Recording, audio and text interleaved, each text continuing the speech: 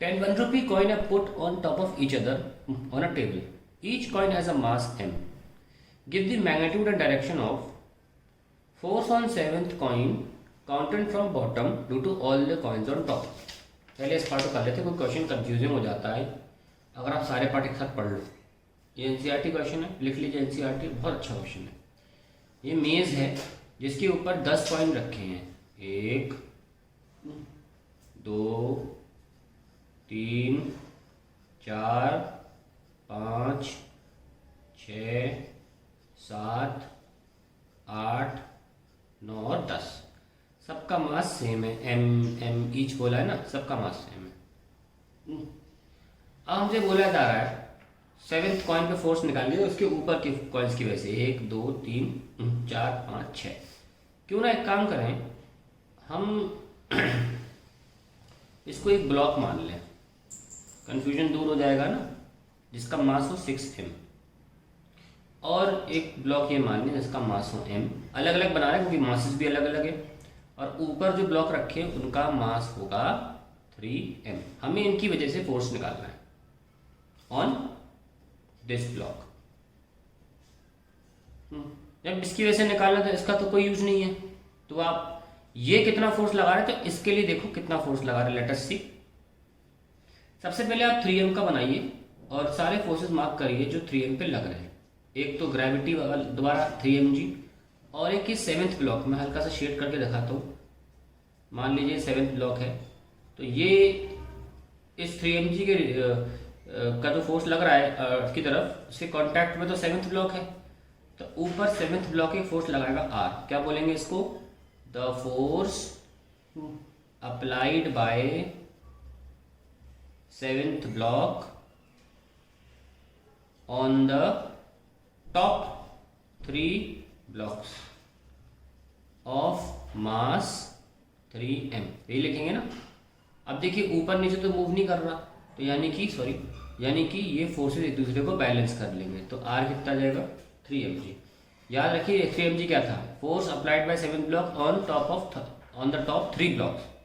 तो अब जब मैं ये सेवेंथ ब्लॉक बनाऊंगा छोटा वाला, तो भाई इस r को पलट नहीं दूंगा। इसकी रिएक्शन क्या है? इसका रिएक्शन बोलो, the force applied bye seventh block on the top 3 blocks. तो इसका रिएक्शन क्या होगा? एक्टिव से पैसिव बना दो, the force applied by 3 blocks which are on top on the seventh block. पलट दिए, एक्टिव से पैसिव कर दिया स्टेटमेंट। तो यही तो r है। तो ये वाला जो r, इसकी डेफिनेशन क्या होगी? The force applied by the top 3 blocks on the seventh block. तो आंसर कितना आया? 3mg। The answer is 3mg। हो गया सॉल्व। थोड़ा डिटेल में सॉल्व किया मैंने, लेकिन आप तुरंत बता सकते हो, कोई बड़ी बात नहीं है। आप सीधे यहीं पे मार्क कर दो, ऐसे ऐसे मार्क कर दो, आपको पता ये कितना लगा रहा हो 3mg, तो उल्टा 3mg। लेकिन हमने डिटेल में सॉल्व किया कि कल को आपको एक मेथड सीखना हो तो आप इसको देख सकते हो। एक इलस्ट्रेशन इसीलिए बोला जाता है कि आप कॉन्सेप्ट को सीखें। अब हमने पहला पार्ट तो कर लिया, दूसरा पार्ट क्या है? The force on seventh coin by the 8th coin. अब 8वें कॉइन ने कितना फोर्स लगाया वो भी देखना पड़ेगा हमें। लेट अस सी। तो भाई ये हमारा कौन सा कॉइन है? सेवेंथ कॉइन है जिसका मास m है, और इसके ऊपर 8th कॉइन है जिसका मास है सेम m। अब देखिए 8 और 7 के बीच में सरफेस जो है उस पर हमें फोर्स निकालना है। लेट अस सी। तो इस पे कौन कौन से फोर्सेस लग रहे होंगे? ये हमने 8th कॉइन बनाया है, ठीक है। एक तो इस पे लग रहा होगा इस सेवेंथ की वजह से ऊपर का फोर्स।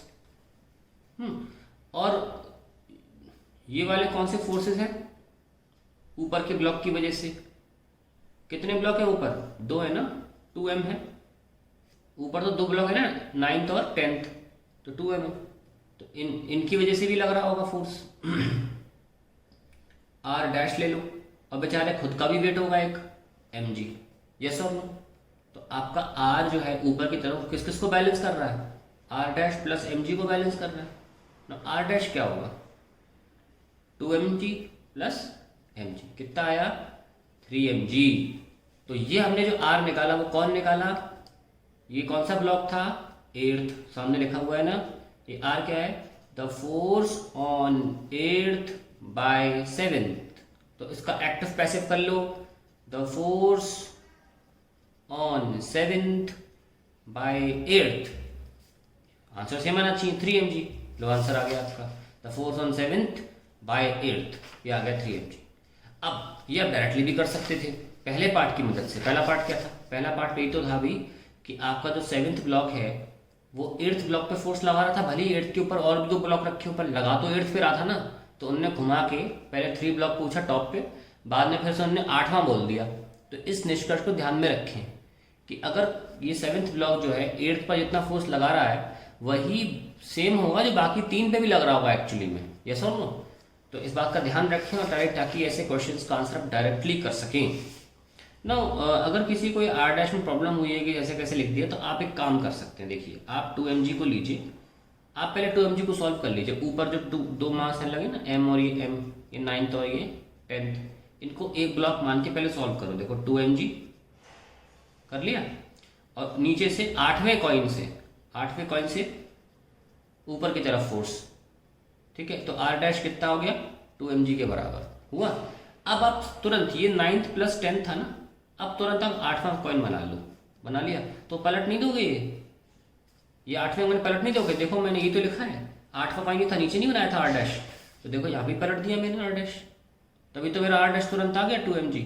तो आप चाहें तो पहले ऊपर का एक ब्लॉक बना लें, उसके बाद 2mg अलग से निकाल लें, और फिर आप फर्दर फिर मार्क कर सकते हैं mg, और 7th का फोर्स निकलेगा r। तो अब r आ जाएगा r डैश प्लस mg। तो इट्स वेरी सिंपल। अगर आप ऊपर का ब्लॉक बनाते हैं तो आपको क्लैरिटी ज़्यादा है, टाइम थोड़ा लगेगा लेकिन क्लैरिटी ज़्यादा हो जाएगी कैसे करना। आई होप ये क्लियर हो गया हो कैसे करना है। तो एक नोट लिख लेते हैं इसमें, the force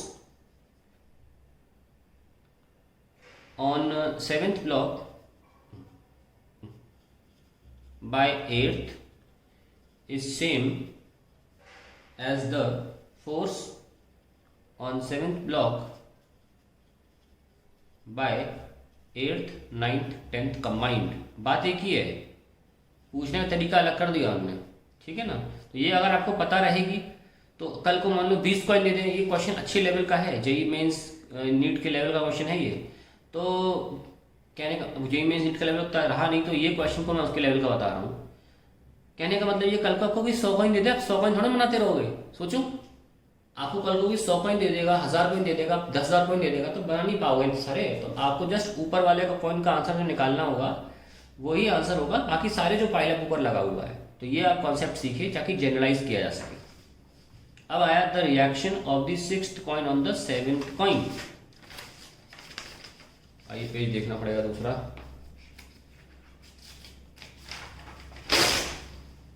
the reaction of the 6th coin on the 7th coin क्या है, reaction of 6th coin on 7th coin. और इसका पैसिव कर लेते हैं, force of 7th coin on 6th coin. आपको पकड़ में आ गया कैसे करना है ऐसे क्वेश्चन। देखो ये क्या है 6m, ये कौन है 7th कॉइन, और इसके ऊपर कौन है 3m, 8, 9, 10, ये 3m और ये m। मैंने क्या बोला, फोर्स ऑफ 7th कॉइन, ये 7th है, ऑन 6th। तो पिछले पार्ट की तरह, पिछला पार्ट देखो ये था ना, हमने क्या बोला था आपसे नोट में कि जो फोर्स 8वां ब्लॉक लगा रहा होगा वो एग्जैक्टली इक्वल होगा बाकी जितने भी ब्लॉक ऊपर है वो सब मिलके। देखो जो 8वां लगा रहा होगा same as the force of the 7th by all combined 8, 9, 10। Similarly जो फोर्स 7th कॉइन लगा रहा होगा 6th पे वो एक्चुअली इक्वल टू होगा 7, 8, 9, 10 ऑल फोर कंबाइंड। तो हम ऐसा करते हैं ना, 6 के ऊपर 6m ये है, 4m रख लेते हैं, ये लो। तो ये इसमें क्या है 7th भी है, 8th भी है, 9th भी, 10th भी। तो जो 7th लगाएगा वो 7, 8, 9, 10 सब मिलके भी लगाएंगे। तो आप बहुत आसानी से निकाल लीजिए इसको, ये लीजिए, ये हो गया 4mg। अब तो इसके कोई ऊपर है ही नहीं, कंबाइन करने से फायदा नहीं होता है। और 6th से फोर्स आएगा जो कि है reaction of 6th on 7th, reaction of 6th on 7th। है कि नहीं। पूछा क्या है, the reaction of 6th on 7th। ये लीजिए 6 लिख देता हूँ मैं इसको, ताकि 6th लिखता हूँ। तो R6 क्या हो गया 4 mg बराबर हो गया, क्योंकि इनको बैलेंस करना पड़ेगा। देखो हमारा आंसर आ गया, ये सब नो। तो ये बात ध्यान रखिए, हमें जो नोट लिखा है इसका बहुत महत्व है। अब समझ में आ गया जनरलाइज करने का फायदा क्या होता है। जनरलाइज करने का फायदा ये होता है कि ऐसे बहुत सारे और क्वेश्चन सॉल्व हो जाते हैं, बार बार क्वेश्चन को सॉल्व नहीं करना पड़ता। ये अच्छा क्वेश्चन है, इसमें मैंने इसलिए टाइम स्पेंड किया, तो ध्यान रखें। ठीक है, तीनों पार्ट सॉल्व हो गए हमारे। इसका आंसर आ गया 3 mg, इसका आंसर आ गया 3 mg, इसका आ गया 4 mg।